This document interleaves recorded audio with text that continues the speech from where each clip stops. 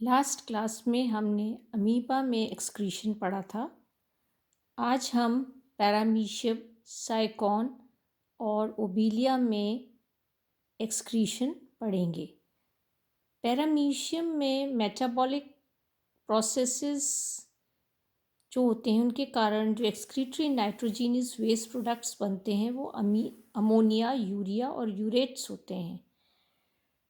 तो ये जो एक्सक्रीटरी एंड प्रोडक्ट्स होते हैं वो वाटर सॉल्युबल होते हैं और वो जनरल बॉडी सरफेस से डिफ्यूजन के द्वारा बाहर निकल जाते हैं। कुछ जो रेजिडुअल एक्सक्रीटरी प्रोडक्ट्स होते हैं वो रिजेक्ट होते हैं ऑस्मो रेगुलेशन के द्वारा, और एक्सेस ऑफ वाटर भी एक ऑस्मो रेगुलेशन के द्वारा रिमूव होता है, जो कि कॉन्ट्रैक्टाइल वैक्यूल्स के द्वारा होता है ऑस्मो रेगुलेशन। और पैरामीशियम में दो कॉन्ट्रैक्टाइल वैक्यूल्स होते हैं जो ऑस्मो रेगुलेशन का कार्य करते हैं। जो आउटसाइड एनवायरनमेंट होता है या बाहर जो एनवायरनमेंट होता है उससे पैरामीशियम की बॉडी में कंटिन्यूसली पानी एंटर होता रहता है सेमी परमिएबल जो पेलिकल होता है उसके द्वारा। और जो कुछ अनवांटेड वाटर जो होता है वो जो इंजेशन होता है, फूड जो अंदर लेता है उससे भी, खाने के साथ भी कुछ पानी एंटर होता है। तो जो ये एक्सेसिव वाटर होता है उसके रिमूवल या उसको एक्सेस ऑफ वाटर को एक्सक्रीट करने का जो फंक्शन होता है या रिमूवल का जो फंक्शन होता है वो दो कॉन्ट्रैक्टाइल वैक्यूल्स परफॉर्म करते हैं पैरामीशियम में। और इन कॉन्ट्रैक्टाइल वैक्यूल्स की पोजीशन जो होती है वो फिक्स्ड होती है। और ये जो प्रोसेस होता है of maintaining the water current of the animal, content of the animal, कि एनिमल के शरीर में जो कितना पानी है उसको मेंटेन करना, वो उसको उस प्रोसेस को ऑस्मो रेगुलेशन कहते हैं। कॉन्ट्रैक्टाइल वैक्यूल जो होता है उसके आसपास सराउंड करते हुए बहुत सारी रेडिएटिंग सेट होता है, रेडिएटिंग कैनाल्स का, जिसमें अनवांटेड जो पानी होता है प्रोटोप्लाज्म से वो कलेक्ट होता है।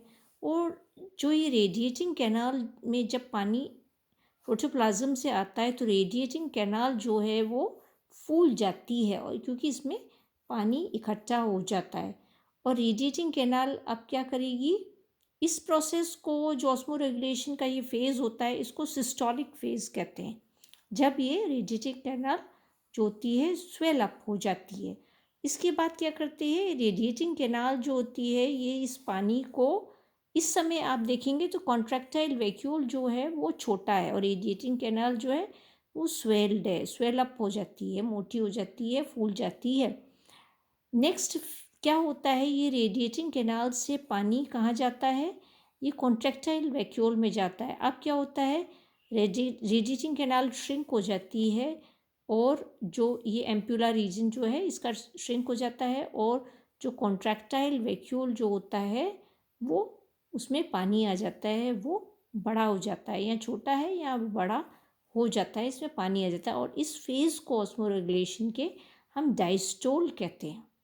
कॉन्ट्रैक्टाइल वैक्यूल अपैरेटस जो है उसमें रेगुलर साइकिल सिस्टोल और डायस्टोल की चलती रहती है, और ये ऑस्मो रेगुलेशन का फंक्शन इस तरीके से परफॉर्म करता है।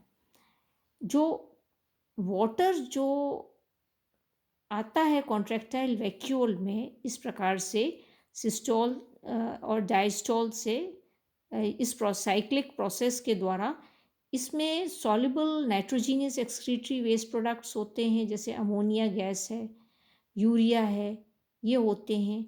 इसके अलावा कार्बन डाइऑक्साइड भी इसके अंदर होती है। और ये जो, क्योंकि ये डिज़ोल्व स्टेट में होते हैं इसलिए ये बॉडी से ऑस्मो रेगुलेशन के द्वारा, ये जो कॉन्ट्रैक्टाइल वैक्यूल के द्वारा होता है ऑस्मो रेगुलेशन, उसके द्वारा ये बाहर एक्सक्रीट हो जाते हैं। तो कॉन्ट्रैक्टाइल वैक्यूल प्राइमरीली अगर हम देखें तो ऑस्मो रेगुलेटरी ऑर्गेनेल है। अब देखें परंतु इसका सेकेंडरी फंक्शन क्या है कि ये सेकेंडरी फंक्शन एक्सक्रीशन और एस्पिरेशन का भी सर्व करता है। नेक्स्ट इसमें हम साइकॉन का देखेंगे। तो साइकॉन जो है मल्टी सेलुलर मराइन एनिमल है, फाइलम पॉरीफेरा को बिलोंग करता है और सेलुलर ग्रेड ऑफ ऑर्गेनाइजेशन इसके अंदर हम देखते हैं। तो एक्सक्रीशन जो एनिमल में है वो भी सेलुलर लेवल का ही होता है और जो इसके अंदर प्रिंसिपल एक्सक्रीटरी प्रोडक्ट्स हैं वो वाटर सॉल्युबल अमोनिया गैस होती है जो कि जनरल बॉडी सरफेस से डिफ्यूज़ होकर कहाँ आती है, उसके कैनाल सिस्टम में आती है और कैनाल सिस्टम से वाटर करंट से होती हुई ये ऑस्क्यूलम से ये बाहर निकल जाती है। तो ये प्रोसेस एक्सक्रीशन का साइकॉन में है। नेक्स्ट हम फाइलम सिलिंट्रेटा में देखें तो ओबीलिया है। तो कॉलोनियल मराइन सिलिंट्रेट है ओबीलिया और इनमें कोई स्पेशल एक्सक्रीटरी ऑर्गेनेल्स प्रेजेंट नहीं होते, परंतु ये भी डिप्लोप्लास्टिक है, टिश्यू ग्रेड ऑफ ऑर्गेनाइजेशन है। तो यहाँ पर दोनों ही लेयर्स एक्टोडर्म और एंडोडर्म जो होती हैं वो कंटिन्यूसली ये पानी के कांटेक्ट में रहती हैं और इसलिए इसमें सेलुलर मेटाबॉलिज्म है और नाइट्रोजीनियस जो एंड प्रोडक्ट्स हैं वो वाटर सॉल्युबल अमोनिया होती है, अमोनिया गैस है जो डिफ्यूज़ होती है एक्सटर्नल बॉडी सरफेस के द्वारा। ये जो बॉडी सरफेस के द्वारा एक्सटर्नल एनवायरनमेंट में ये डिफ्यूज़ हो जाती है और या फिर इंटरनली ये क्या होती है गैस्ट्रोवेस्कुलर कैविटी में चली जाती है और वहाँ से ये जो ओरल ओपनिंग होती है उससे ये एक्सटर्नल एनवायरनमेंट में या बाहर चली जाती है। तो ये प्रोसेस है हम यहाँ देखें और ये एक्सक्रीशन ओबीलिया में। तो ये आज की क्लास में हमने excretion in paramecium, sycon and obelia पढ़े हैं। नेक्स्ट क्लास में हम प्रोटोनेफ्रीडियल सिस्टम और फ्लेम सेल्स हम फेसियोला में पढ़ेंगे।